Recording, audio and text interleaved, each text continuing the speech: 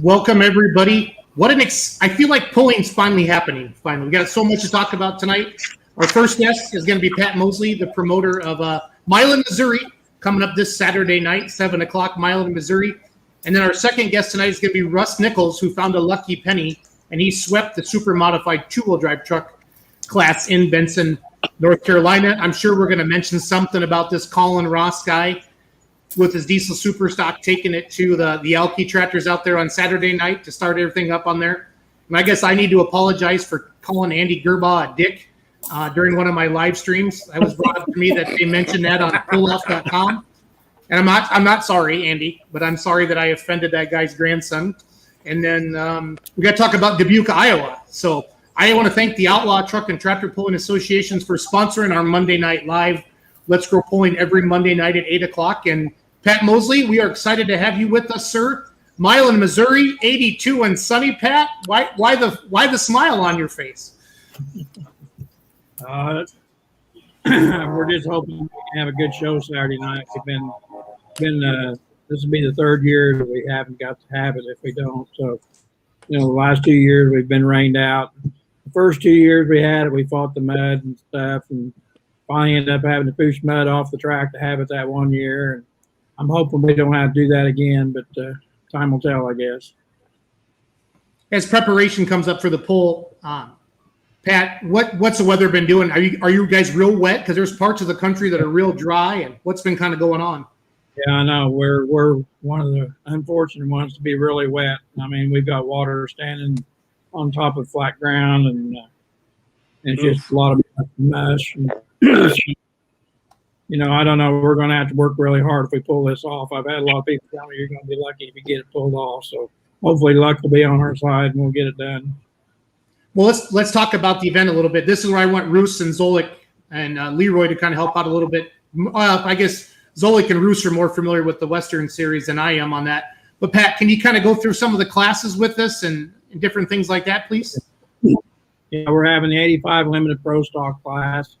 The 95 Limited Pro Stock tractors, which we will have a shootout after that, and for the first top five guys. And then we're having the lightweight super stock tractors, Limited Pro diesel trucks, the two-wheel drive trucks, and the Pro Mod four-wheel drives. Nice. We got How long have you been having your event, Pat? This will be the 5th year that we've been trying to have it. We've had 2 out of 5. I think we're going to have to come up with a different date, but that's pretty tough to do right now because there's a lot of them already took up. Yeah, definitely is. When your date was originally picked, was there a specific reason? Did you want an earlier pull, or what was the mindset behind that? Old Timers reunion on Memorial Day weekend. They had started out with a rodeo and a demolition derby, and then we added the tractor pull to it. So we had the rodeo on Saturday and Sunday night, and then the demolition derby was on a Monday. So this year they broke it all down. They decided they was going to split it all up so we could get the tractor pull in on Saturday night. So hopefully that's going to work for us. So it's a part of a big event then, Pat, is what you're saying. Yeah, it was until we split it up this year, and it's still all has to do with the Milan Old Timers Association and stuff. We bought a piece of ground here a few years ago, and we built a new pulling track on a new rodeo arena and demolition derby, and we've got places that have music show. We just got done having a big pig show there Sunday, and they've had a steer show 2-3 weeks ago. So yeah, there's quite a bit involved in it. Nice.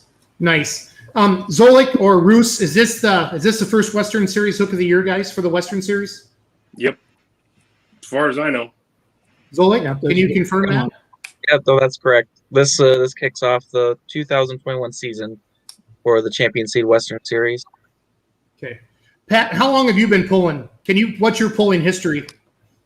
Well, me and my son started out with a little classic mod in the IMO Association, which we had a 1957 or older tractor. We had a 44 Massey with a 396 big block on it. We done really well with it.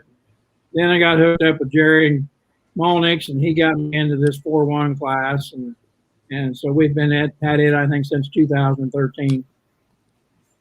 Wow, that's good stuff. Hey, If anybody Pat, has any questions for Pat about Milan, please type them into the comments or suggestions for Sunshine. So Pat, I got a question for you. Tell me about that classic mod. Was that flat black by chance? Was that what, Ryan? What color was that tractor when it was painted? Black. That classic mod, was that flat black? Yes, it was. Hot damn! I got a picture of you later. I got to show I'm that sure to you. One from probably 2008, maybe Yeah. 2010. Long time ago when you guys made a trip up here to Adele. Yeah, that's right. We've been to Adele, and several of them places up there in Iowa pulling with it. We had a really good time with that little tractor. Headers were glowing purple on it, if I remember correctly. That Kind of could cool. be It was it. kind of a cool picture. Yeah, it was the only tractor in the class that had a big block Chevrolet motor in it. Now, all those motors had to be D-stroked at 360 cubic inch. So my son and I, we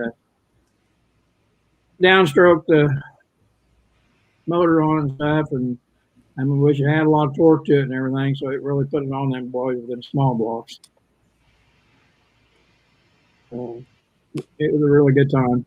But we've had an awful good time in the 4-1 class too. They meet a lot of nice people. Have seen a lot of territory. I followed Jerry and Connie Monix's taillights a long time, traveling around different poles and stuff. And so we've had a pretty good time. Hopefully, we're going to get continue. So you got the tractor ready? Is yours all ready to go? Pretty well. We've got a few things to put back together on it. We're waiting on our pump to get back, and then we just got to put everything back on it. Changed tires the other day. Went up to Van Beek's and got a set of new wheels and put some new tires on it that we got, and so they're on there ready to go, and hopefully we're going to get to try them out Saturday night. Did you go with the whole shot, Pat? No, we've got the India Pro pullers. They're pretty basically the same as the whole shots, only they're just an older set of tires. So any major changes other than wheels and tires for you this year? You what now? Any major changes for you other than wheels and tires this year? Oh, just done a little rejuvenating on the pump and stuff. You know, we hadn't been through it for a long time. I took the turbo down, had it all checked out, and basically we just got built this new motor there's last year. We've run it 1 year and it ran really strong. So we've done a little rejuvenating in the rear end, changed some gear ratios and stuff. So I'm hoping we've got one pull under since we've done all this, and so we're still kind of in the learning process as far as weight distribution and stuff like that. Was it a pretty major change to the drivability of it last year when you made the changes you did? Oh, some. We always had a little problem with it wanting to go to one side and stuff, and we got that problem fixed. We found a little problem in there in the rear end. We've never been into it for a long time since we bought the tractor, and so we found that problem, got it pretty well lined out. We only got to make one hook on it last year, and that was at Unionville, Missouri, and Bryce had a good run with it up there. So hopefully we're going to get to find out a few more things with it this Saturday night and down the road with it. So what's the deal with that shootout with the bringing back the top 5? Is that a special deal, or is that's not how you guys are deciding points? Is it? No, the class will be decided as far as the class, and then we'll bring the top 5 guys back for the shootout with a $1,500 payout on that.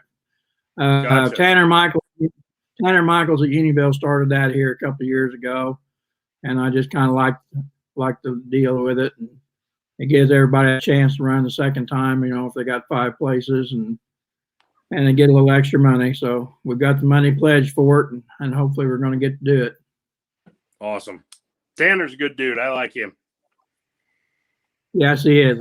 Him, Nick, and all them guys are super nice people. It helped us out a lot. Pat, are any of the classes that you're having this year new to the pool, or have these classes all been there before? this is what we've had ever since we started the pull. I'd like to have had the light pros class in there this year, but that makes 8 classes, and they like for us to be done by 10:30. And the light pros, you just got, I don't know, we have maybe 7 or 8 of them that we can get here, and so maybe next year we can get them into it too. But yeah, this is the same classes we've had every year we've had it. Well, I know you'll have an ally in Chad Richardson coming back, since Milan is kind of his hometown, isn't it?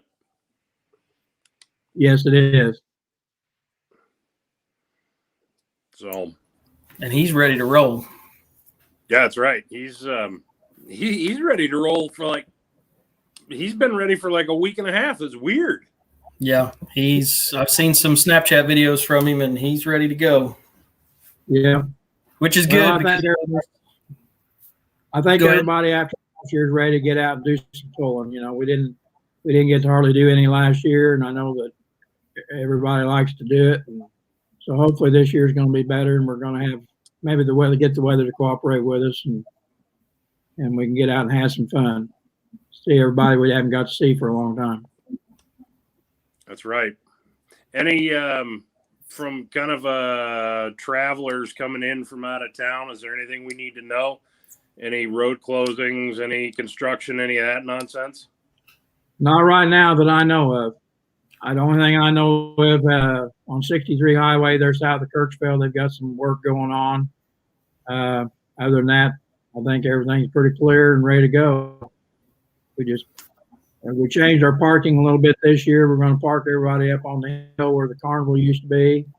It's a little better drained up there, and hopefully they got some asphalt down in the dirt there. Hopefully it'll be a little solider, and so everybody just needs to watch for the signs on the highway. We'll have everything marked as far as how to get in,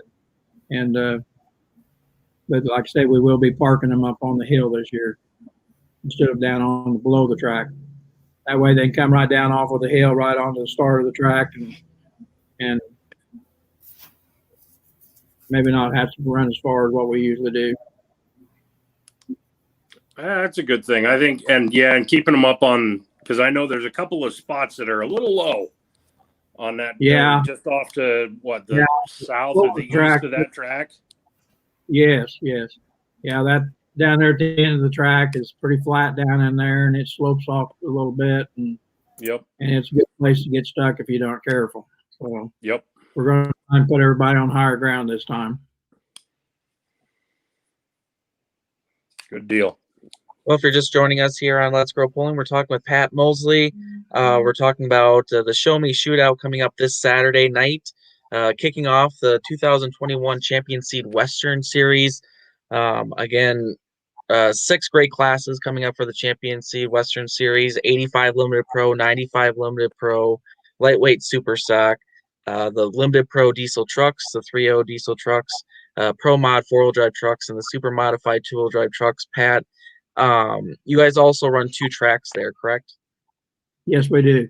We have a 375 to 400-foot track, which we can use, and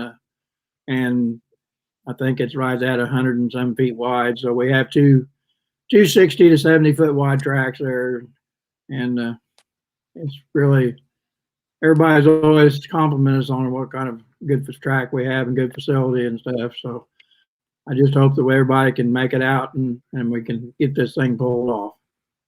Yeah, it would have been the second year you had the event. I got a chance to come down and actually get a chance to see the pull there. That's when you guys were Friday night, and then they would go to Moberly on Saturday night back then. And so looking forward to getting back down there this Saturday and seeing a really great show. I know if the weather holds out, number-wise, should expect a lot of vehicles for those that are planning to attend, because I know a lot of people want to get some early passes on the new setups like yourself, and with all the classes listed, it's going to be a great start to the Champion Seed Western Series in Milan. I might add that last year we didn't get to have the pull, but we had a brand new set of lights, and I mean it really lights the place up. We've always had portable lights, and and they kind of depend on the rodeo lights. But this year we've got the lights for the track, and so we'll have a well lit situation. And then we're also going to have some portable lights up in the pit area for the pullers up in there. From the photographer of this group, thanks, Pat. I appreciate that quite a bit. That makes a big difference for me. I think it'll make a lot of difference. Have you heard anything from any light super guys? I know that a few of them were able to make passes in Dubuque. But have you heard anything about anybody coming down? I was talking to Scott Whitworth there the day before yesterday, and he was telling me that a lot of the guys was talking about coming down here and stuff. So I'm hoping that we always have a good showing of them, generally 8 to 10 or more. And like I said, this being the first time out for them and stuff, a lot of them. So hopefully that we'll be able to pull it off. I have a feeling that more might be the word of the day if some of my suspicions are true. I hope that's right. I mean, heck, Simon's got to get a hook on that tractor at some point in time, right? Yeah. I might also note we do have Rich Johnson called and wanted to make a exhibition pull with his light pro tractor, so he's going to bring it up and do an exhibition pull. So, and anybody that wants to do that would be more than happy to let them do it. Boy, I hope you soaked him for a little extra sponsorship money for that. Well, I haven't yet, but I'm going to. Attaboy. Yeah. And so I just want to say, I'll take whatever you throw at me when I get there. Yeah, we'll make it worth your while. I just want to say that all the pullers out there, we'll be more than glad to have you. We want you to come from every direction. And the people, the spectators and stuff, we need all the help we can get. So hopefully we're going to have a real big day. I will tell you that I've been there for how many years did you say? You said you've been trying to have this for 5 years and you pulled it off, what, twice? We pulled it off twice out of 5. Okay, I've been there for both times and it was a heck of a good show. I was not disappointed that I went in the slightest. Yeah, we always have a good showing. Yep. So we think we've got a pretty good track, and it's just getting it up there ready to pull on. It's kind of a big job sometimes, but hopefully we can get it done. Good deal. And I think not having to fight the carnival this year and being able to park the haulers up top the hill, that'll make it so much nicer for the pullers, and it'll probably make it a lot easier because that's the first driveway that you come up to for most of the pullers when they're coming up to the event, instead of having to kind of snake their way down that back road to come down to the bottom of the hill. Yeah, we always had to bring them in that back road, and we may still have to do that to get them parked up there to the angle that we need to park them. But I was on it today, and the road's pretty solid and everything. So we'll know more by Saturday what we got to do and what we can't. So. Well, I do know that there's talks of like some of the 4-wheel drive trucks, a couple of them out of Colorado might be making the trip out. So we're happy to have them. The more the merrier. The better the show. Man, those 4-wheel drive guys, man, they put on the miles like nobody's business, don't they? Yeah, I think some of them that were up in Dubuque are going to meander down to Milan this weekend. So. Well, that doesn't surprise me. I mean, I know we'll see Jimmy Bosch and some of those guys. I can't imagine that Cobbs had come back out the second time, but man, I sure hope they would. Well, I heard that a bunch of them went up to Baldwin's shop this week. Ah, well, that makes good sense then. Yeah. Well, good deal. Boy, that can make for that's been a good track for those Pro Mod 4-wheel drives. They can get a hold of that and get up and run just a little bit. And yeah, we've always had pretty good dirt on the track and everything, and always had a pretty good show. Everybody's always complimented us on how good a track we had, and so I'm hoping we can do it again for them. I'm sure like it this time. The first year we had tractors from clear down in I think the Haney's was up here, and from maybe Tennessee or Kentucky. I can't remember sure where they're Alabama, from. aren't they? Yeah, Alabama, Alabama, I think. Northern Alabama. They was here, and so we've had some people come from a long ways off. So I'm hoping, like I said, if anybody's wanting to pull and stuff, and we get to have it, we'll be more than glad to have you. Good deal. And anyone with family and kids, definitely come out early, walk around the pits, especially with the way you guys will have it parked. The haulers will be right out front as people are making their way down to the grandstand. So that'll make it great for them to walk around, check out all the vehicles, take lots of photos, and that's what makes it great. The sport of pulling. Yeah, put the kids in the. Don't be afraid to ask the drivers if the kids can sit in the cage, because I mean, Pat will probably back us up on this. We all love seeing that, and I'm sure Pat's no different. And I know those 4-1 guys and girls, they love that. Oh yeah, we've had several kids get pictures took with the mom and stuff, and so it makes me glad to see them do that.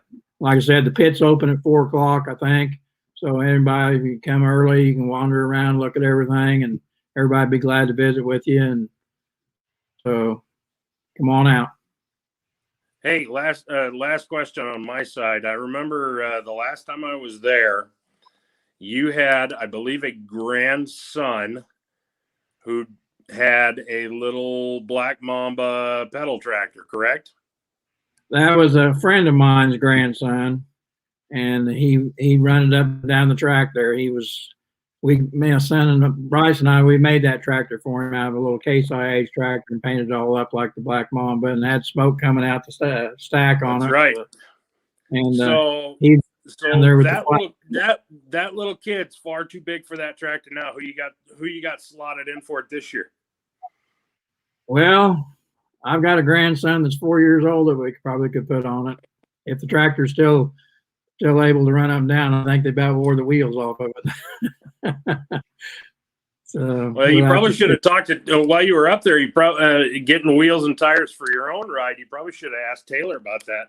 He's got a little experience cutting tires for pedal tractors, believe it or not. Yeah. Well, we wasn't thinking about that right then, but we might have to do that. There you go. I'm sure he'll take care of you, whatever you need.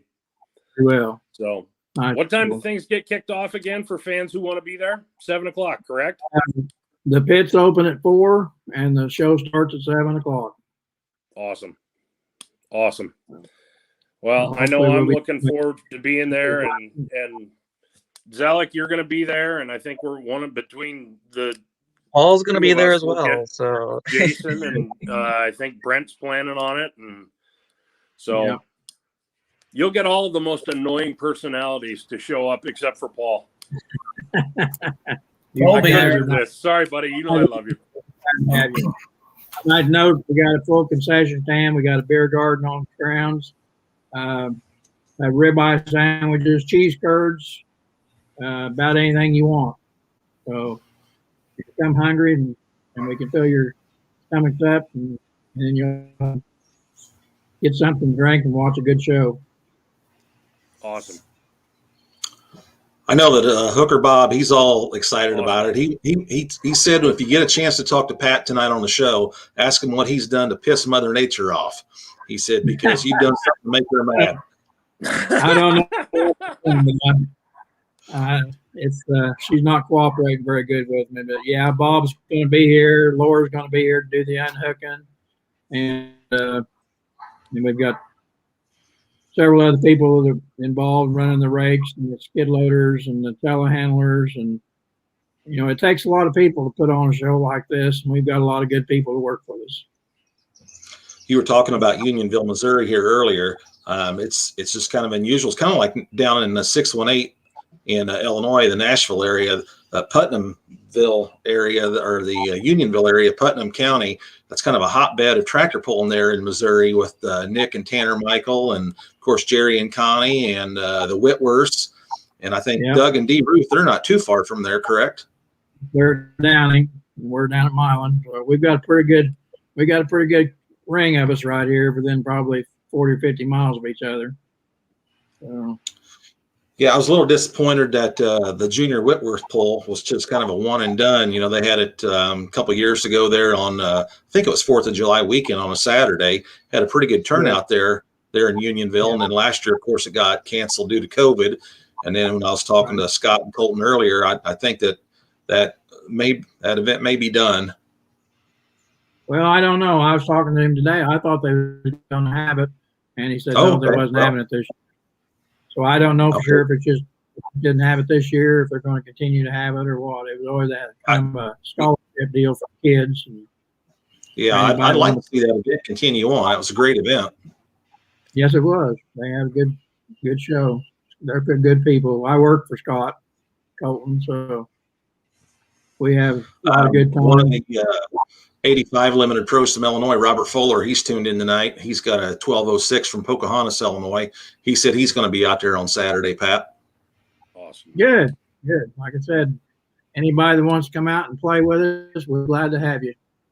I would expect a pretty big convoy from the 618 area code of Illinois. No, Paul?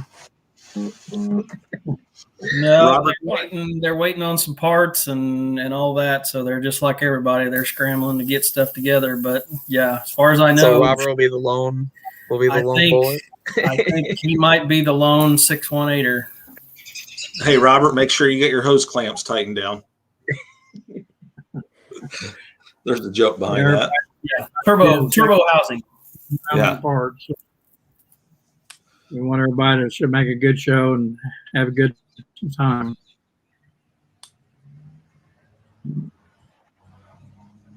Well, good deal. Well, sir, before we let you go, Pat, did you want to thank anybody? I just want to say special thanks to all our sponsors, Milan Old Timers for letting us do this, Clint and all the PPL people, anybody that's involved in the pulling, all the pullers for coming to put on a good show, the spectators. Without them, we wouldn't be doing this. And just anybody out there that's involved in the pulling, you guys, and we really appreciate it. Oh, we appreciate you taking some time. We know it'll be a busy week for you, Pat. We're all hoping for some dry weather for Milan, Missouri. Again, this Saturday, May 29th, 7 p.m., the Sullivan County Expo Center. The kickoff to the 2021 Champion Seed Western Series. If you are in the Milan, Missouri area or looking for something to do this Memorial Day weekend, this is definitely a pull that you'll want to be at. We're going to do everything we can to pull it off. So wish us luck. We will. Maybe we'll see if we can't. Maybe we'll see if we can't find a turbo housing or something to destroy, kind of as a sacrifice to the weather gods. Yeah. If so, you can rest assured it'll be done live on air, and we'll make sure you know about it. I appreciate it. We look forward to seeing you guys there. All right. Thanks for joining us, Pat. Okay, thank you for having me. You're muted, Schultz. Don't ever do that. Well, there's our next guest. There's Russ. Right on time. Russ, can you hear us? All right, good deal.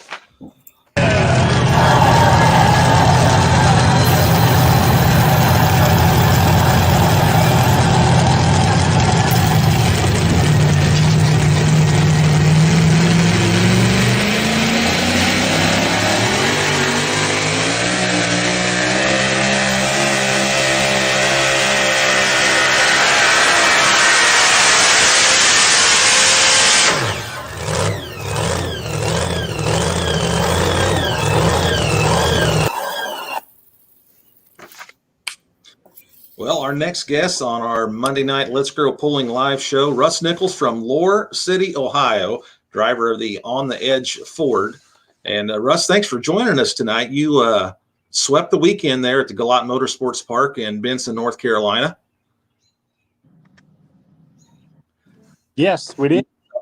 Yeah, I just want to make sure you could hear us. Now, rumor has it that your truck, your motor, Your tires had absolutely nothing to do with your 2 wins this weekend.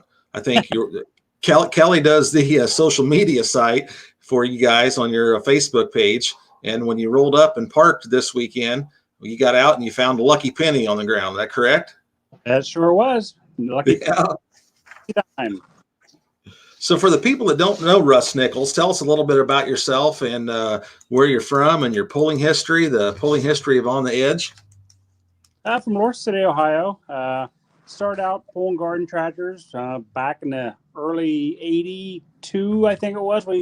First time we ever pulled anything. We growed into building engines, chassis, did my own tire cutting, grinding for all that, and that grew into quite the business. And still do that today, actually. I don't grind so many tires anymore, but I still build motors and chassis for all the garden tractor stuff. So, and for those that don't know where Lower City, Ohio is, I didn't know where it was. I had to look it up. Correct me if I'm wrong. You're about an hour and a half, about 90 miles straight east of Columbus. We're about 45 miles west of Wheeling, West Virginia. It's about 5 miles straight south of I-70. Is that correct? Yes, correct. The best way is Interstate 70 and 77 cross there in Cambridge, Ohio. So we have access to both those interstates within about 10 minutes. So that makes it really nice to travel. So. How long of a trip was it down to the Galat Motorsports Park in Benson, North Carolina for this weekend? About 7.5 hours. We went down through West Virginia. So about 7.5 hours to get there. Wasn't bad. Yeah. I know when I sent a message to Kelly, she said you guys were just getting home yesterday and you had to be at work like at 5 o'clock this morning and was hoping you were going to get to join us tonight on the show. Yep, that's true. We start work. We get up at 5 and have to be at work at 6. So short nights, but that's the way it goes. Now you got a lot of history with obviously the NTPA. I noticed on the PPL Champions Tour are you listed as a pre-commit this year? Are you going to try to hit poles on both sides, or where are we going to see the On the Edge truck at this year? As of right now, we're going to see both places. We're going to hit and miss the PPL side, where primary function is to run Grand National and TPA. To me, I took the challenge to become a better puller. I feel like I need to run against, some other trucks or different organizations, different tracks. So that was my challenge to run some PPL stuff, to run against different competition and try to become better. And that's why we're doing what we're doing. Now, let me know here that when PPL schedule came out and you saw that the Galat Motorsports Park event was now going to be a PPL Champions Tour event instead of an NTPA event. Back when you visited that in 2019, you took home the win there on the NTPA side. That's probably one of the dates that you circled and said, we're going back there, right? Well, it was. Unfortunately, we didn't get the new chassis done in time. We always like to go to the Sullivan Pool to make, our test runs. So with that being said, the truck wasn't done yet to go to Sullivan. So our only chance to get some test runs was go to Benson before we hit the first Grand National there at Atwood here in 2 weeks. So there was two motives there. We've been there before, and it was a good place to go make a test run because we had data on that location also. I think our producer in the TV truck's got a picture of your old truck, if he can pull that up, with your old truck and old chassis. That I know that you got a new chassis and a new body and all that this year. Yep. Schultz, that's your cue to pull up Russ's old truck. He's feeding his face. He's feeding his face. He's eating supper. Okay, so anyway, so there's the new truck. There's the new truck. We want to show him a picture of the old truck. We're going to get to that here eventually. I think we woke Schultz up. He said, I'm going to be on the show, but I'm going to be in the background. Cut rate help. Yes. So the word was in Dubuque, Iowa this weekend that it was only just a new truck body. It's the same chassis, same motor, and blah, blah, blah. But I think you just confirmed to us that it is a new chassis this year.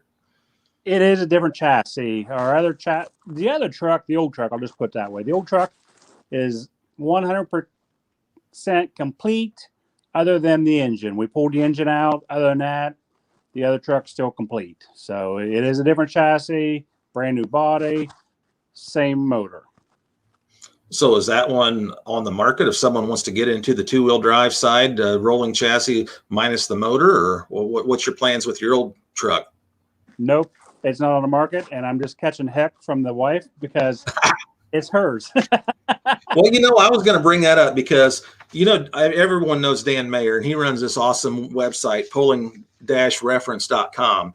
And so when I was pulling up stats on Russ Nichols, there was also some stats for Kelly Nichols that she's got a couple Grand National wins or regional wins. Marietta, Ohio in 2016 and West Salem, Ohio in 2018. There's your old truck right there. So talk to us a little bit about your old truck and chassis there. Yep. I mean, it's a Brian McDonald. We have purchased both these chassis from him, which are Modern Machine chassis. We bought the old one in 2014. Bought the present one that we're running at Benson for the first time. We bought it I think we bought it in 2019 is when we bought it. It just sat in the garage because we was waiting on the new Ford Ranger body to come out. So we didn't want to move the old body to the other chassis. So we just left it parked until we got the new body. And we got that late. We got that in April, I think it was, or March last year. And started working on it. And it took forever, all summer, all winter to get it done. But so your fifth wheel trailer that you have pulled behind your truck, do you have room in there for two trucks? If you can't paint two trucks, no. That's the problem. We need an engine and we need a hauler. So, of course, all the expensive stuff. Of course. What we need. Those are big pieces of the puzzle. Yes, they are. Yes, definitely. So the last time we had a full polling schedule, of course, 2020 played havoc with everybody with the COVID, but the last full year of the polling schedule, 2019, you walked away as the NTPA Grand National champion. Congratulations on that. That was when you look at the number of wins that you had that season, it was a special year for you, Russ. Yeah, it sure was. We started off the year at Benson with a win, and my past history at Benson hadn't been good. Every year we went to Benson, we broke a blower drive 2 years back to back, and we just didn't have good starts to the season. And then 19, we started off, and we had a brand new blower drive that year, so it wasn't going to break that time for us. But yeah, we started off the win, and the season just took off, and then it just seemed like we was on a roll all summer long that year. Then, of course, you got the invite to Louisville, National Farm Machinery Show. I think you got third, was it in the prelims, and then on the Saturday night finals, fourth place. Yes. Now, okay, correct me if I'm wrong. Were you the test hook? Were you the option on Saturday night? Both days I was a test hook, matter of fact. And, night I was test hook, and, we dropped it. We dropped because I thought we was just too aggressive, or I was. I mean, just too aggressive and didn't get the thing hooked. So we dropped and elected to drop and come back third. Okay. Hindsight, we should have dropped it last, but that's all right. That's the way it goes. Hindsight's always 20/20, right? Yep, that's right. Yep. When I'm looking at your polling accomplishments throughout the years, that I see also back in 2015 that you won the prelims in the Keystone Nationals there in Harrisburg, and also went on to win the finals there on Saturday night as well. Yep, that's correct. Yep, you're going good on research there. Well, I got to give credit to Dan Mayer. Like I said, Dan's got an awesome website that he does, and quite often I refer to that before we go to our Monday night guests. So, in the polls that I work as well, I pull a lot of research there from Dan. So I don't know if Dan's watching, but he's got an awesome site there. So. And I'm sure you maybe going to bring it up here, but the very first time we ever pulled a two-wheel drive truck ever, which was at Sullivan's, we won that night. First trip ever down the track. So now you're repeating it, first time ever down the track with the new chassis and the new body. Yes. History repeats itself. Yep, exactly. Yep. Good feelings. Yes. So you touched on the new body a little bit. So tell us a little bit more about that. You picked up the body last year and then made its debut here in Benson here this past weekend. Yes, we got the brand new body from GTS Fiberglass. It's 2021 Ford Ranger. I had a local guy about 8 miles from me who did all the body work. We took the body and attached it fiberglass wise to the cab and the hood. That was done by September, I believe it was. And then we brought it back to my shop. We put all the steel tubing in it for the lift, and it left here in December 10th. Went back to the body shop for final sanding and wheel wells, lips, and paint. And so we went and picked it up literally last Sunday at 10 o'clock in the morning. We got back to my shop here at noon. The wrap guy was here at 1:30. It was wrapped by 7:30 that night, and that was that night pretty much. I finished working on it that night, and by Wednesday it was totally done. Let me back up. We made a test load Monday night because the truck was a lot wider. Well, of course, nothing. Had to make fuel jug racks, buy new fuel jugs. So that all happened, and luckily we got everything done by Wednesday and loaded it Wednesday night, and away we went Thursday morning. So Schultz, if you can hear me, take off the Hollywood squares. Take us all off there, and so we can see the truck, the finished product here. It's a beautiful 2021 Ford Ranger. Or not? Well, is there a reason why you went with the Ranger body? We wanted to be different. I mean, I'm a Ford guy, have been all my life. So we just love Ford, and just what we wanted. And that's why we were just waiting for the new body, and GTS didn't have enough orders to make them, and that's why we delayed there about a year to he got enough orders to make that body. So I think now your wife Kelly does the social media that maintains your Facebook page, right? Yes, correct. Yeah. Well, I shouldn't say true. I mean, she actually was out in the garage helping me put this thing together. Put the screws in the windshield and all that, and bolts here and there, and so she was out there like a trooper helping to get this thing done for me. Well, I wasn't implying that she wasn't helping with the truck. I meant as far as your social media. So, okay. But anyway, if anyone wants to take a look at the progress of the truck, the Facebook page, it's just On the Edge Pulling Team, and she did a really nice job of the progress of the truck as it was coming to being track ready, if we want to call it that. So it's On the Edge Pulling Team, if you want to find them on Facebook. So I want to bring up something here real quick. NTPA, well, the whole two-wheel drive pulling community, we lost a Hall of Famer last year in Randy Petro.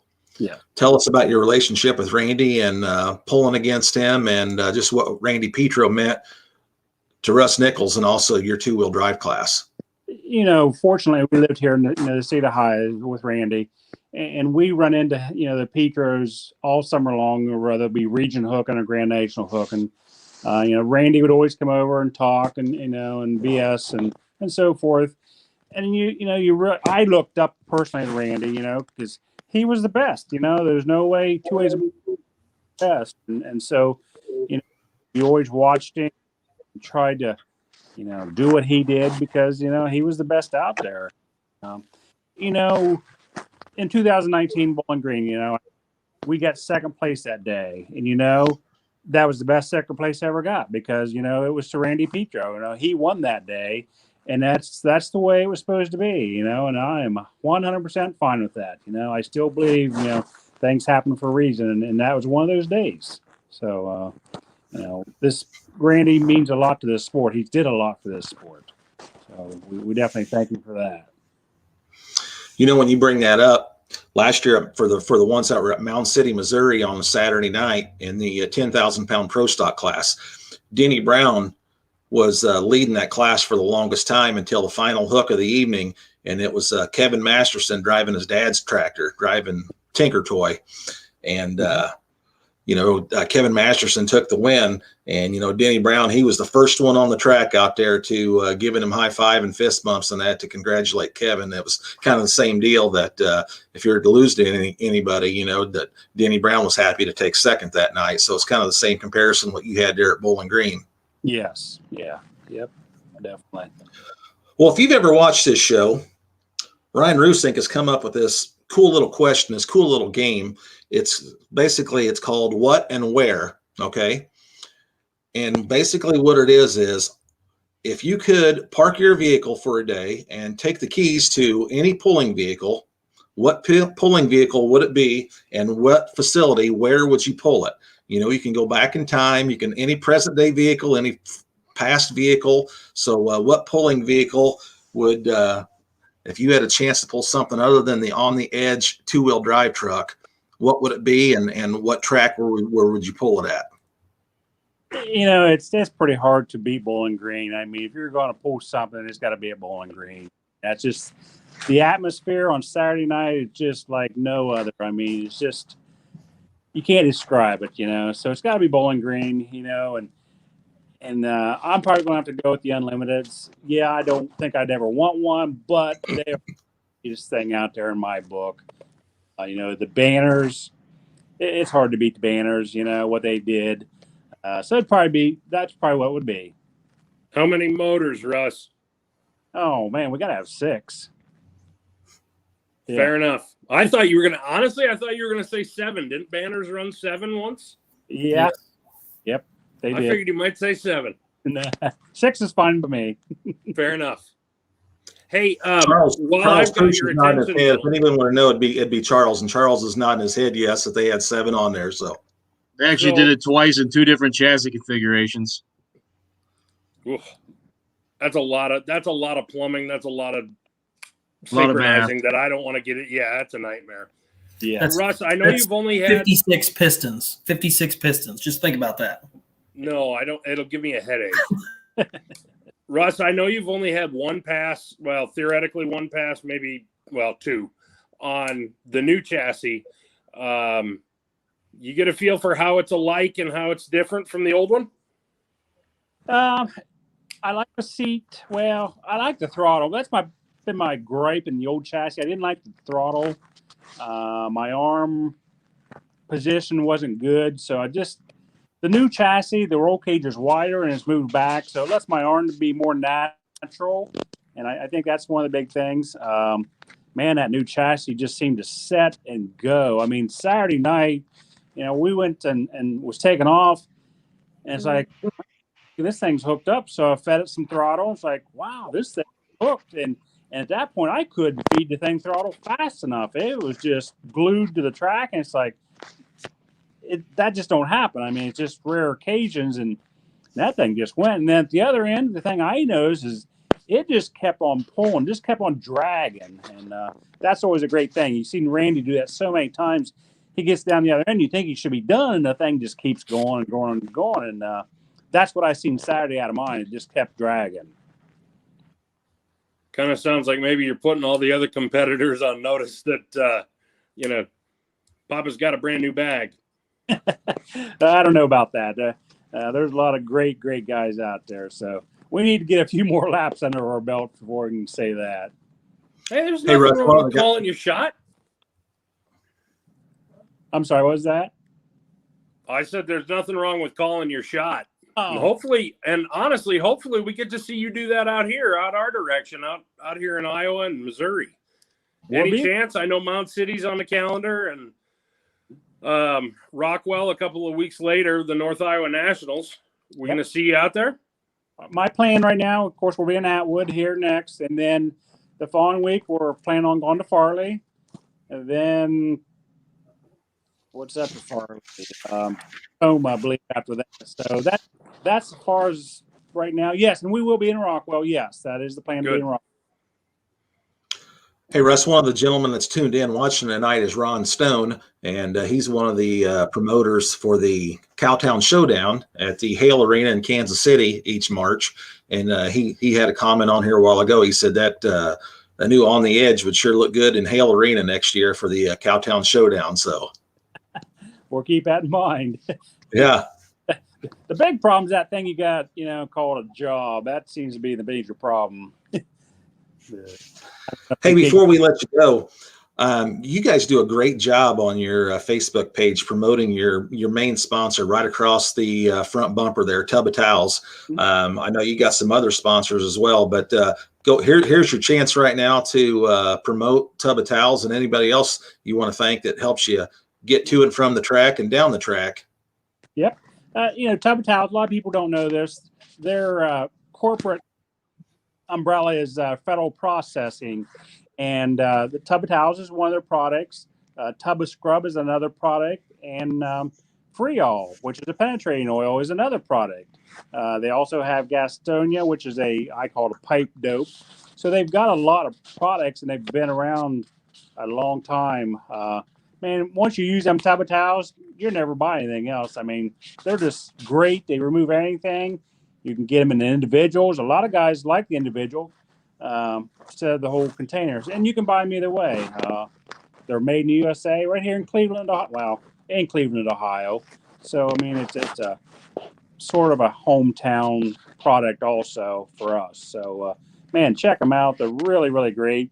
We got a local hardware store that does support us, Moore Brothers Hardware.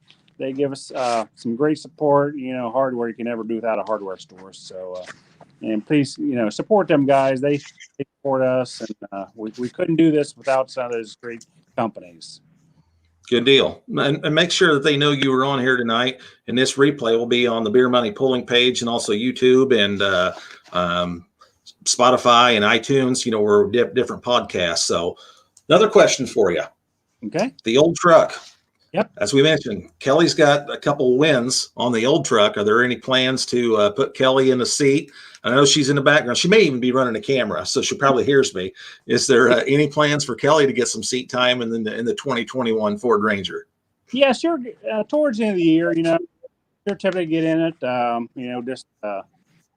When we get through the season where the points races are over, so to speak, then sure get in the seat and hit some of them poles. Usually is what happens. So yes, definitely should be in it.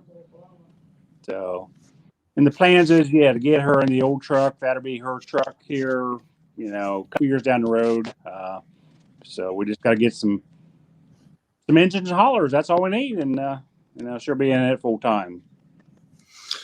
The two-wheel drive trucks got a new venue this year on the NTPA circuit at Hoopston, Illinois, the Thunder and the Corn. Yep. Are you planning on that's Labor Day weekend, a 2-day pull, a Friday and Saturday up there in Hoopston, Illinois. Are you planning on attending that? Yes, we are. Yeah. Mm-hmm. Good deal. Well, I will be there doing the announcing on that one. So maybe if we get a win on a Friday night or Saturday night, we'll put you on the mic and introduce you there in front of the crowd. So let's keep a good thought on that one, right? Yeah, sure. Exactly. Yep. Definitely. Anyone else on the panel got any more questions for Russ? Or Yeah, I do. Something I'm kind of curious about. You popped on my radar on the garden tractor side around 2000. And, life happened. I kind of moved on into the bigger side of the sport. In 2012, the Fosters had bought Foster Child, and they showed up at a preseason hook, and they were going to do a tire test with Randy Clydekamp. And they said, we're going to run some Russ Nichols tires. And I said, you mean the garden tractor guy? And they're like, yeah, that's who it is. And right through to today, yesterday, at Ultimate Call Out Challenge, the winner in the sled pull was on your rubbers. So talk about your tire program, especially for the four-wheel drive guys. Yeah. We come out with the new tire here last year, the new 31 15x15. And, unfortunately, we didn't have much of a season last year, so that didn't get taken off just because it wasn't much. But this season, that particular tire is taken off like gangbusters. The 34s, I mean, pretty much all the diesel guys are running our tires. There's very few that's not. So, I mean, the tires performed very, very well for us. Same way with the natural guys. We got some stuff out there. We continue to try to improve that tire. But, I mean, we're very, very satisfied how the tire has been performing, and look for a great season with our tires out there. They sure were good. Anybody I talk to says that's the ticket. If you want to put the power into the dirt, you got to be on Nichols tires. So you're doing something right. Yep, we try. We try our best. Yep. Hey, Russ, where can people find out more about all the stuff you guys are doing then? Mainly it's our Facebook page, Pulling Edge. That's pretty much where we do everything. Kelly takes care of all that when she has time. That seems to be our weakness, is time to do that stuff. But Facebook's where it's all at. And do you have to be at work again at 5 o'clock in the morning? You got her. You got her. Oh my gosh! So, and you're on the Eastern time zone. You know, I think other than Charles, I think we're all on the Central time zone. So it's 10 p.m. You're probably already normally in bed by this time, huh? It's about 10:30 usually, but that's all right. But well, we appreciate you joining us. I got a question for you guys. Something that always, I don't know, when we drive down the road, I know all these dumb things pop in my head. So has anybody ever thought how many gallons of alcohol is burnt at the weekend of Bowling Green? I said burnt, not drank. How many gallons of alcohol does they burn engines that weekend? Yeah, that's a good question. And I don't know. You know, in line with that question, Russ, I always want to know also how many cans of ether are burned up at Louisville during a weekend, or say at Gordyville, you know, on those ones where it's really cold, or where the pits, you know, you got the doors open to the pits. When they're standing there starting line and you're trying to, you know, just blowing ether in them just to get them going. So, so in addition to how much alcohol is burned at Bowling Green, how many cans of ether are burnt that go through at Louisville or at Gordyville? Yeah. Yep. I think people would be amazed. I mean, you know, they just have no idea how many. You know, it's obviously a tanker truck, you know, I'm sure of that. So, Oh, well, I've always said that John Deere stock is not supported by all the tractors and everything that they sell. It's because they sell the good ether. Last year, they took a hit because of the COVID thing, and they're like, oh, my gosh, what are we going to do? We're not selling this ether like we should be. Yeah, and you know what they did? They called the Couch Boys and said, "Hey, it's time to fire up another motor."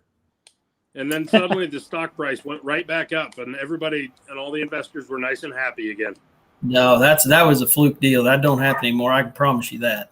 I know it doesn't, but man alive, we sure did make hay. Well, it did. Yeah, it made for some good internet content. Oh, it made past tense? Who are you kidding? I still got a meme video I got to finish about that one. It's Exactly. making. Exactly. And by now, Schultz has just shared that video to about 842 pages. Just since we've been talking about it, he's got the routine down. Yep. Oh, one more thing real quick before we let Russ go. And I don't know, hopefully Schultz is listening in the background so he can put this picture up. There's a picture of you eating ice cream on a golf cart there at Benson this weekend. Is there a story behind that? Yeah, our good buddies, Larry and Greg Kurtzinger are out of Kentucky. They're garden tractor pullers. And Alan, which is Kelly's dad, pit crew there, it's sort of a side joke. You know, they go get ice cream, and Larry wasn't with us this weekend. So we had to take a photo and send to him at, you know, hey, we was eating a good ice cream, and he didn't get any this weekend. I knew there had to be a story behind that. So thanks for sharing that. So, yep. We've been visiting the last half hour with Russ Nichols, the driver of On the Edge, the brand new Ford 2021 Ranger, swept this weekend at the Galat Motorsports Park in Benson, North Carolina. Russ, it's been a pleasure having you join us, and you are welcome back anytime. If you sweep another weekend somewhere in TPA, PPL, we might just have you back on. No problem. Hit me up. We can do her. All right, good deal. And thanks to Kelly, too, your booking agent. So thanks, Kelly, for making it all happen. So congrats on a great weekend. Thank you, guys. Appreciate it so much.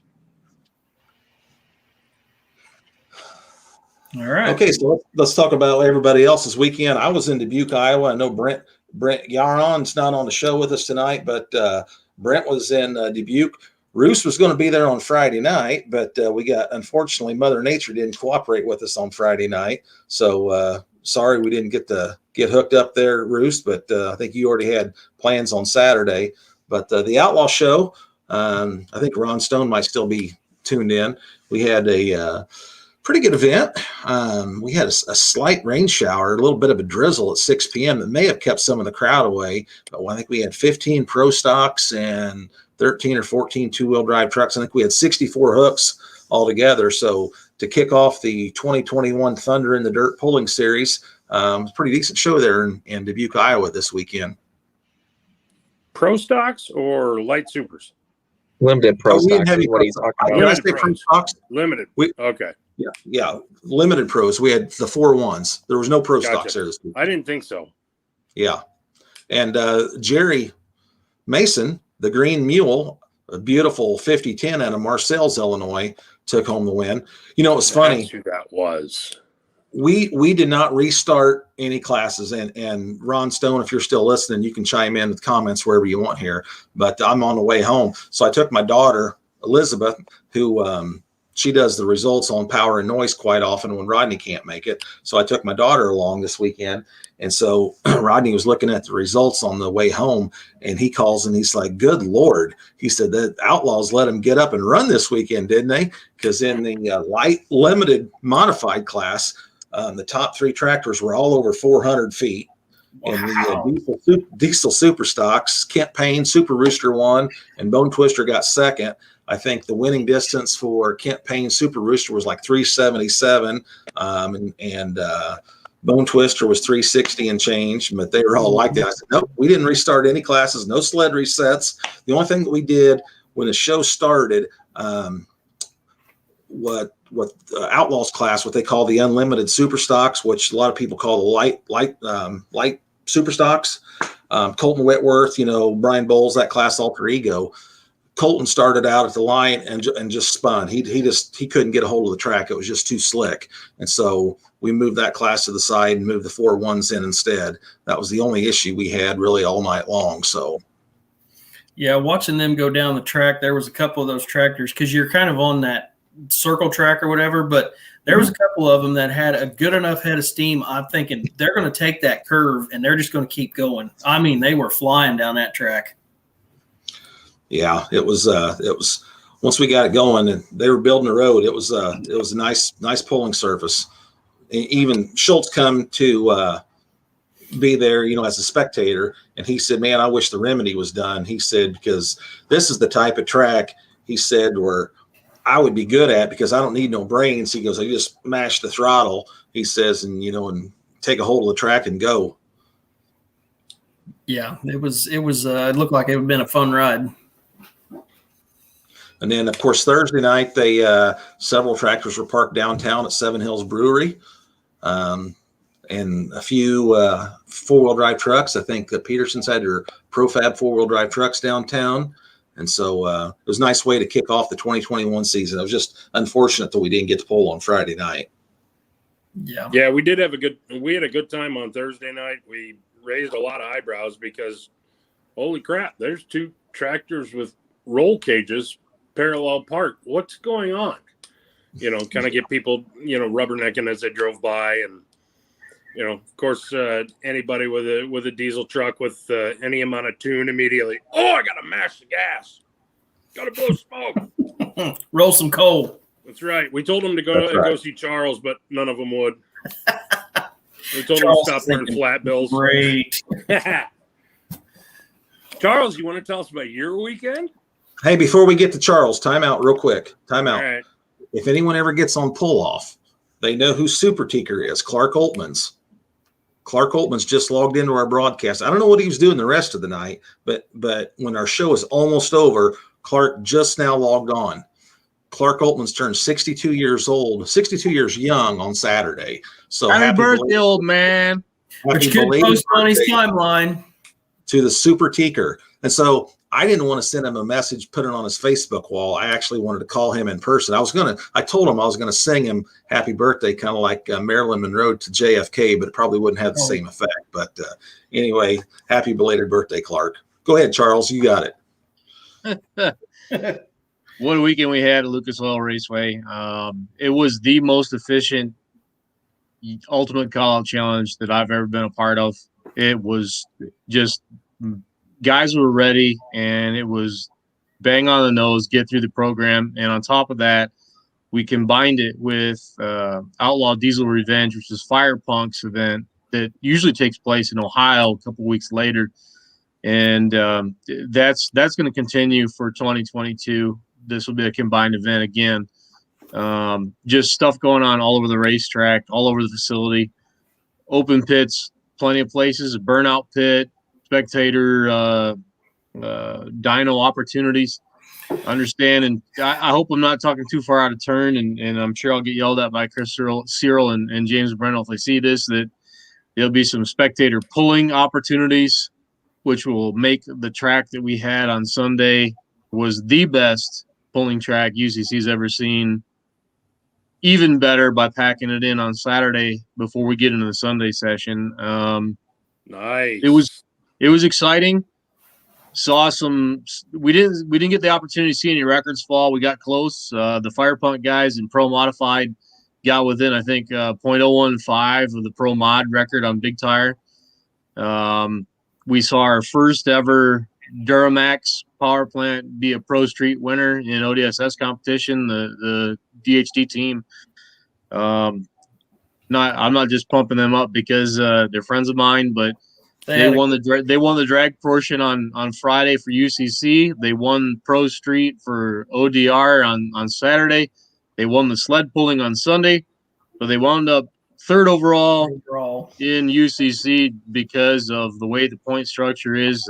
Tony wanted to be conservative with the setup on the dyno, and the dyno, it's not so for sled pull in drag racing, the points are based on finishing position, but for the dyno, it is based on the numbers you throw down, and that's both torque and horsepower. And he doesn't want to break it. He wants to run the whole ODSS drag season.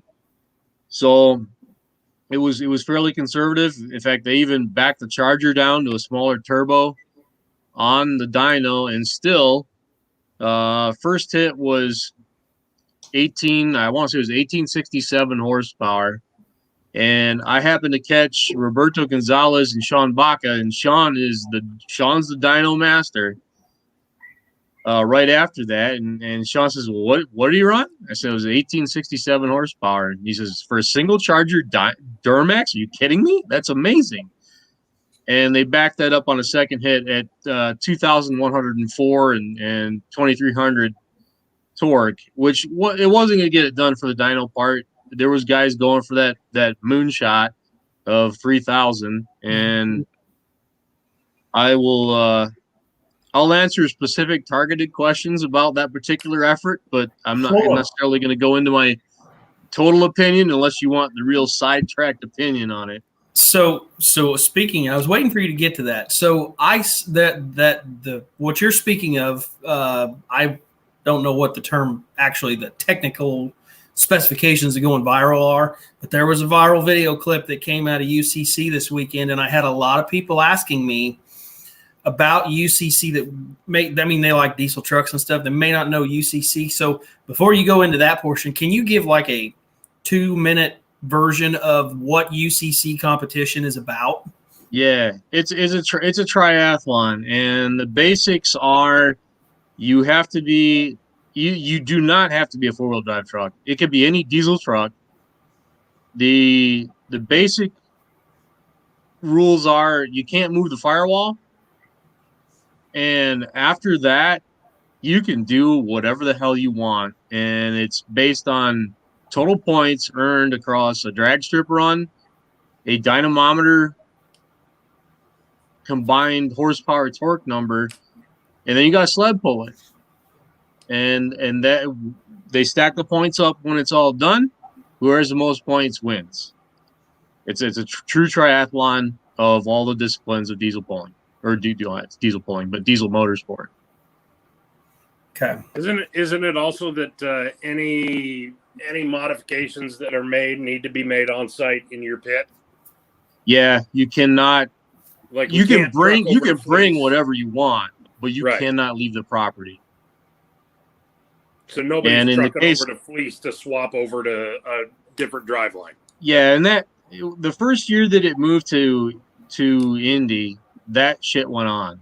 Yep, I remember that. There was 7 or 8 teams who decamped on Saturday night and all went over to Fleece's shop, which was then in Nitro Alley, in that industrial park, to do work. And if you had that affiliation, it was awesome for you. Mm-hmm. If you didn't, it wasn't particularly fair. So the rules made you could do whatever you want, but it's got to be on the property. And I think that was a good maneuver. It does mean you bring what you got to bring. Yep. One question. So you talked about dyno, and you said pointed questions. So on UCC, everybody's I'll say everybody. The big number that some people are chasing is the 3,000 horsepower mark. How close have they been to that? I want to say when they were at Randy's deal, I think it was a Randy's deal, last fall, Sean Baca exploded a motor at, it was 299 something. Yeah, I thought it was 29 something. Yeah, it was that close. The guys from Utah were aiming for that this year. By the time they were up on the rollers, I don't know that it was there. That's a stingy dyno to begin with. And I don't know if their particular program was necessarily capable of it, but they were going to at least try to aim for that number 1 spot based on combined number. Do I think it is possible to do it? Yeah.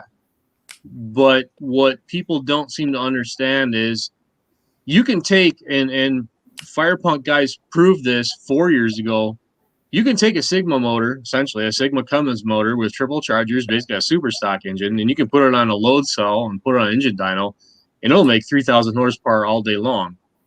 That's a very different thing from bolting it into a chassis and putting on this style of dyno where you have to be able to rev gain and do a sweep up, not a pull down. It's a very different discipline. It's very specific to this competition, even much more so than anything else that's in motorsport.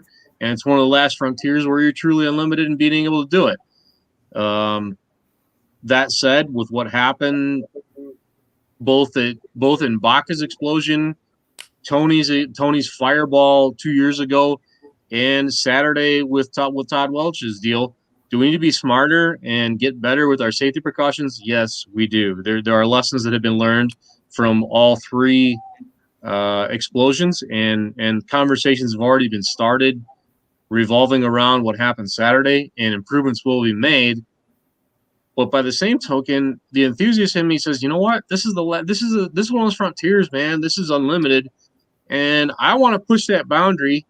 How do we find a way to do it in a way that no one can? I don't want to say no one can get hurt, because this is motorsports. This is right up there with horse racing and mountain climbing. People can die, and let's be honest about that. But how do we put it in a context or a scenario where we can have this unlimited boundary and do this sort of thing, but not have the risk exposure necessarily to the fans? And I'm going to stop talking because I will tee off if I keep going. Just watch your Facebook, watch the comments on some of that, and I'm like, Charles and Adam have got something to say about this. There's a lot of lack of understanding, misinformation. I'm not going to fake news, call it what you want. There, people who are speculating on what took place and spreading falsehoods about Saturday's explosion and saying things that did not actually happen. And also there's some, let's call it righteous indignation about the environment in which it took place. Yet the same people who are pissed about it will stand on a sideline at a pulling track and be a shit ton closer than anybody was for this blow up. And yeah, I better stop because I'm really getting revved up. Yeah. Well, and I mean, if anybody, and we won't go into specifics so we don't blow a gasket for Charles, but it was. And I know I'm being a homer by saying that, but no, damn it, be consistent. I don't want to say spectacular is the wrong word, but that's what you hear, a spectacular explosion. But when you think about what is going on there, mechanical wise, you start thinking about it, it can get. Paul, you're right on with that. So let that is a specific target. I let him right into talk it. about that. So, in terms of the setup on the power plant, we're talking a recast block Cummins. We're talking triple chargers, a mechanical pump, and 250 psi of manifold pressure, and it split the block on the cam center line. And people want to point at nitrous use. Nitrous use is big in this event. It's big in diesel drag racing. They had a 100 shot on that truck. Burkhardt sprayed more in his conservative shot. That was probably the most conservative nitrous shot on the dyno this year. So nitrous wasn't the issue. It was this classic super stock blow up, and we had. I'm going there. We had stands roped off 15 rows up. That's 60 feet. That's 60 feet. And the other direction was no man's land. The nearest guy on the other side was Ralph in the prep tractor on the drag strip 125 feet away. The same guys who are just all up in arms, like, this is so dangerous. Oh my God, why were people in the stands? That yada yada. You're going to go to your next tractor pull and stand 35 feet away from a machine making 400 psi of manifold pressure, and you don't care. So your opinion to me doesn't matter because you are inconsistent in your thoughts on this. Mm-hmm. Yeah, and it's wait, to play devil's advocate though, for just a second. I've stood that close to Schlabach and Kent Payne when they were building boost and they were about ready to leave the line. And I know that those guys make somewhere in that range of pressure. But they're shielded more. Yes. Like turbo blankets and stuff like that. Now, where does that play into this? But your turbo blankets, they keep they're for the turbo itself. All tractors like that have to have guarding that comes up. I believe PPL and pretty much anybody it's either 1/8 inch thick steel or 1/4 inch aluminum that come up off the frame rails, and they have to go, I believe they have to go at least to the center line of the camshaft, but I think they're supposed to go almost to the top deck height of the block. Deck height. Yes. So there is that's a scatter shield is what it's called. But I don't know enough about these trucks to say, one way or the other. I'm a lot more familiar with the tractor side of it, but when these guys, and I don't know anything about the dyno poles, I see them and, they look pretty cool, but I don't know how much a scatter shield would do in that instance. So thus far, those particular systems are not required. That's a mistake. That is a failing. Yeah, that is very. Now let's not stop there. Let's contextualize that discussion within this particular instance. The engine itself, the upper part of it pitched forward. Did it have a cable on it that's required between number one and number two cylinder? I actually don't know. It failed in a manner as if it did. So that's kind of off the table. It should have it if it didn't. But that's kind of off the table. The guards that are required from, I believe it's 2 inches below crank center line up to deck height, that is standard on all pulling vehicles, would not contain pistons in a failure such as this. Turbo ballistic blankets or shielding, not present in this instance. Turbos didn't fail. They didn't explode. They were fine. So what we're left with is pistons that fly, and there is video evidence in the last 9 months of tractors pitching the top of a block and launching pistons at guys who are standing closer than this particular instance. So that's where my problem with the righteous indignation comes in from pullers that, these guys are idiots and they're stupid and all this crap. Sorry, guys. You stand within 30 feet of stuff that does the same thing. I'm sorry, I'm not buying it. Can we be smarter? Can we be better? Of course we can. But to say that this sort of a failure doesn't happen anywhere else, you got your head in the sand, and you're full of crap. So one of the things on this, I know that they had some area roped off around the dyno. Was it Baca when his exploded last year? There was people like right up next to it. There was, in that particular instance, that event was a Northwest Dyno Circuit event held in the parking lot, and I wasn't there. I was on the live stream and did watch it happen in real time. I can't speak to the particular instances of how it was set up and arranged. For UCC, where I am, do have those feet on the ground. Tony's fire 2 years ago was enlightening as to far. We always had the tape to restrict access around the dyno on the ground. But in the stands, it wasn't necessarily limited as it was going into 2021 because of what happened with Tony's fire. Tony's fire was really that. It was a fire. There wasn't ballistics. This particular instance, I was in the tower. I was in the Parks Tower working the drag racing piece of it. And actually, as it happened, I happened to be actually texting real time with KJ Jones from Diesel Power Magazine. And all I texted to him was, "Oh, shit." And there was a delay in the Flow Racing live stream. And then he saw it. He said, "Oh, man." I watched everything fly. And the thing I was looking for, and actually I kind of got chewed on by Chris Cyril, who puts on UCC for this After the Fact on Sunday, and rightly so, was that he was looking for, from us as the announcer crew, a pushback, something to say, hey, get back, stay safe, don't rush in to collect parts and souvenirs.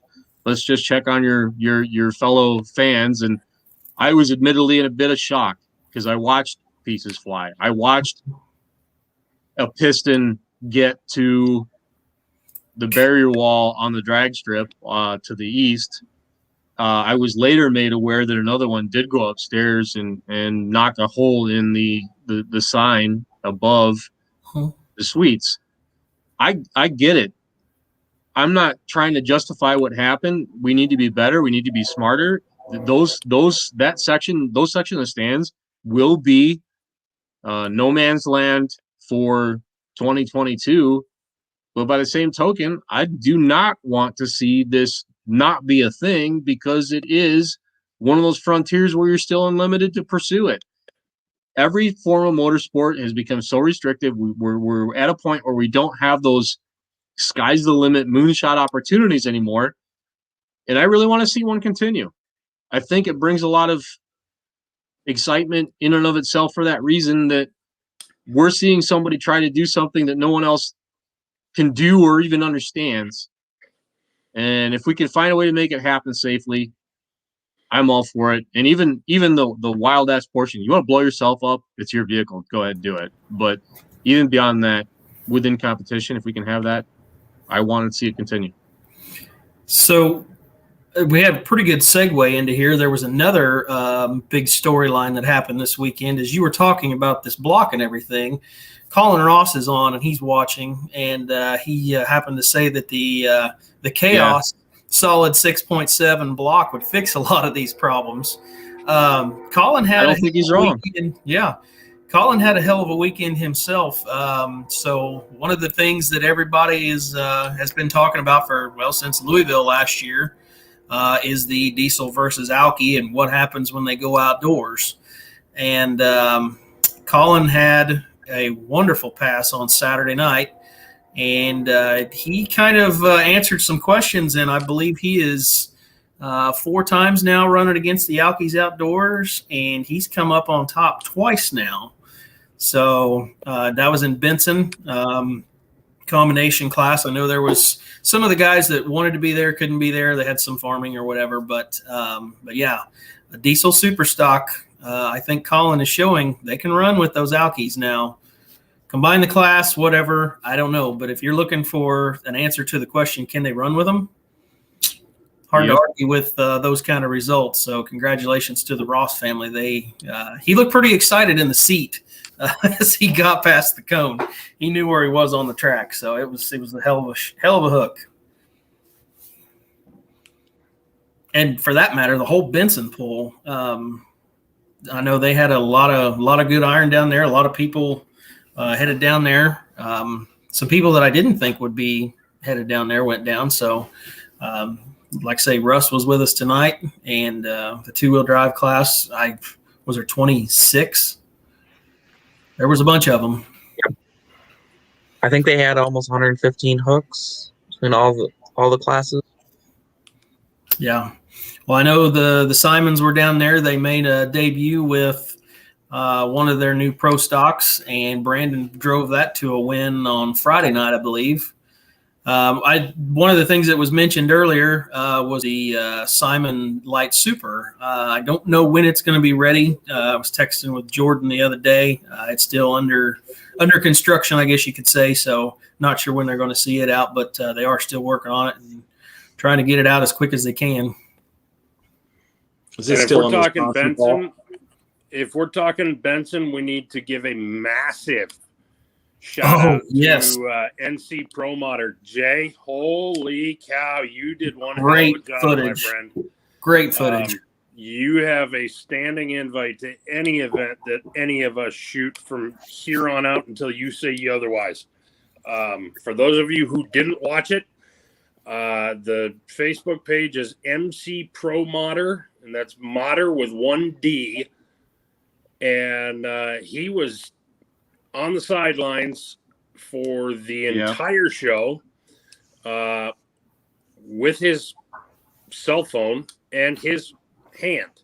No gimbal, no fancy equipment. I think he did have a tripod on Saturday night for part of it. But that man walked up and down the sidelines. He got interviews. He provided commentary, even though he was a rookie to pulling. And he freely admitted that. He did what I think, and this is me off the rails here, but he did what I think that live streamers should do. He interacted with his fans. Didn't just put the camera on and not do anything. He was there. He was reading the comments and he was reacting to them, and he was holding a dialogue with them. And you can see when somebody does that. And this is in my opinion, and totally my opinion, but that's promotion 101. If you ever put a camera in your hand to go live, interact with the people on that. You are not a machine. You are a human. They are humans. They have reactions. They have comments. They have thoughts and opinions. Sometimes they need to be corrected. Sometimes it needs to be, sometimes you just need to have a little fun with them. And that's exactly what Jay did. And that's what made that live stream so good. And for those of you who watched it, I know exactly why you thought it was great, because it's the same reasons I thought it was great too. So, I wanted to. I didn't have the time. I was going to try and reach out to Jay and see if we could get him on the show for a few minutes. That's not entirely off the table. I would love to get him on the show. Yeah. And I think that he should probably challenge all of us media nerds to go find a pro mod event. And we go and try and do what he did, because sometimes the polling community is awfully unforgiving, even though we make 48,000 classes out of 7 freaking words, and they all have different rules. And this is. I'm going to keep talking, because otherwise Charles is going to tee off, and it's not going to be fit for public consumption. I'm just going to send you links to prior side tag shows. I've done all this shit. His pop off valve is about ready to go, and you're just going to start seeing steam shooting out of his head. I'm gonna mute myself. How's that? But he, that's why we love you, buddy. But Jay went out there and said, "Hey guys, I don't know an awful lot about pulling. I'm gonna make mistakes, and I'm sorry, but I think this is pretty cool. I hope you guys enjoy it too." And then he went on to do a show, and he made a show out of it. Oh yeah, you don't have to know everything. You just have to be genuine and sincere, and you have to interact with your fans. And that's what made that so freaking good. I'd like to Yeah, know how and- many Facebook likes he picked up or followers he picked up over the weekend, because I saw that. I just saw a little bit of it. I'm like, damn, this is some really good footage, because Yeah. it wasn't there was no live stream available. Right. Yeah, He picked me, Rob Foster was in the tower with me at UCC and shared it to my phone. And I'm trying to announce it. I'm flipping through. I'm going, downtime. I'm like, this is awesome. So I set it aside and watched it later. He did an awesome job. Yes. Yeah, he did a fantastic job. Jay, if you're listening, and I don't know if you are, good on you, buddy. We all owe you a beer. Everybody who watched that live stream owes that man a beer. Yeah. Very much so.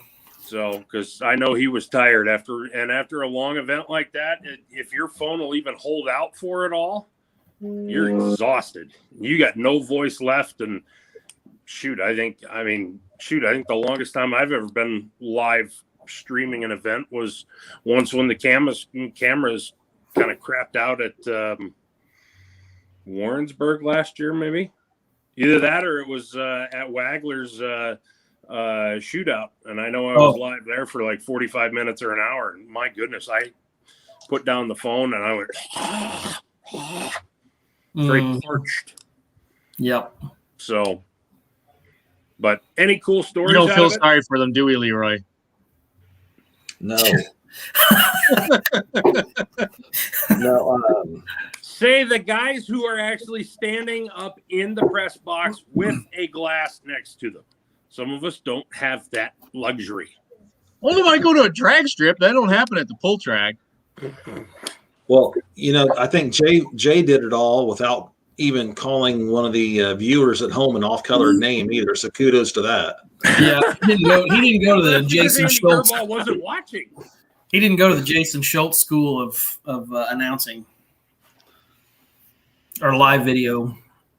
But no, he did a great job. We want to thank him. We would love to. We'd love to hang with him any day. He did a great job. Yep. Well, Super Farmer Zolik, I know Clint Tucker's been having you busy and field plots here the last few weeks. Are you guys going to be able to get your spring work wrapped up so you guys can be in Milan this weekend? I think so. We finished up Indiana today, and we just have 2 here left in Illinois. So I think it's looking as long as Milan's a go, we should be. Well, I'll be there either way. So.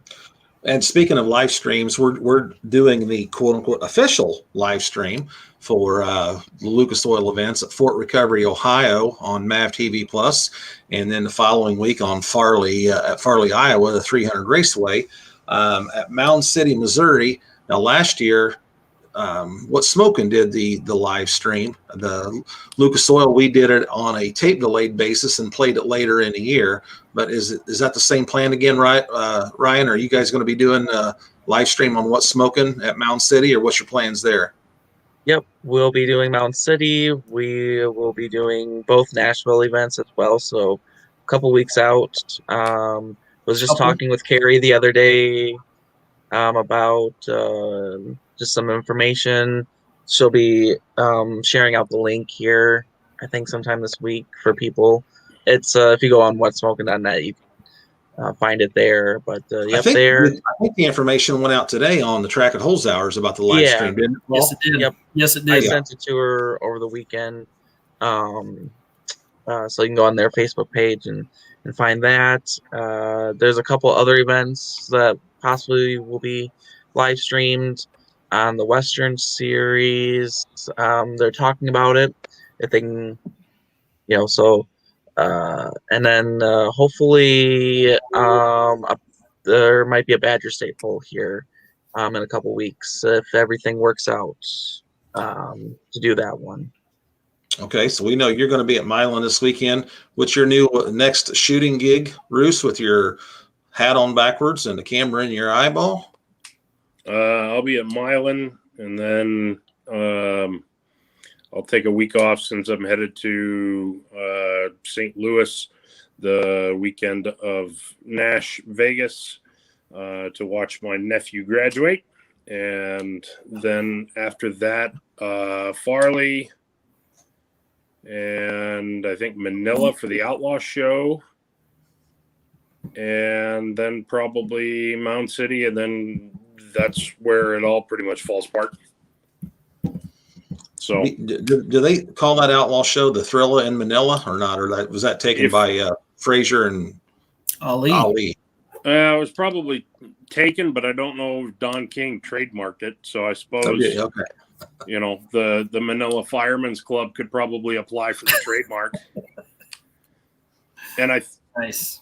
And I think that Manila is spelled differently. So, because I think it's only one L in the one in Iowa. Or maybe it's the other way around. I don't know. Either way, I think they could probably make it stick. So, what's your plans, Romac, for the near future? Are you going to Milan as a guest? No, I'm going to have a shirt on. He's going to be broken. He's going to be broken. I'm going to be working. Awesome. I got some turbo plugs that have been made, so I can get those going. So we'll see how they work. Looks like I'll be in Milan on Saturday, and then if I'm not in Milan, I will be in Nashville. I was there twice today. But yeah, everything's coming together. Like I say, they release the live feed information on the Track at Holes Hours page, so you can find that around there. That's going to be live streamed June the 5th, Champions Tour Light Supers. I'm kind of excited about that. And since Leroy has taken, he's going to be in Ohio that night. They asked me to be on the microphone, so I'm going to be standing where Leroy normally would be. So I'm going to get a really good view of some of these Light Supers coming. I've been watching and messaging some people on Facebook. Terry's, the High Strung Tractor is planning on being there. Of course, the Whitworths are planning on being there. I talked to the Blackburns. They'll be there. So there'll be some heavy hitters. And if Tennessee gets rained out in Mid-South, it's gonna be just crazy with light supers and light limiteds, because you guys also have light limited super stocks first time in Nashville. Yep. So that will be interesting. Yep. And since Jason has rejoined us, what is the prognosis for the Remedy? Will it be done in time for the pull at Nashville in 2 weeks? I highly doubt it. My pistons are getting up this week, and the rods are supposed to be done this week, but then I got to go back together and get to the dyno. So I don't know. I'm hoping maybe Fayette and Paris for that Father's Day weekend. I mean, I got to be realistic. So Sure. Yep. Well, as far as next Monday night, I think are we going to try to get a plan to get Brad Holzhauer on here to promote the Nashville poll, and I could probably work on Derek Bargy to promote Fort Recovery, or what do we have planned, Jason?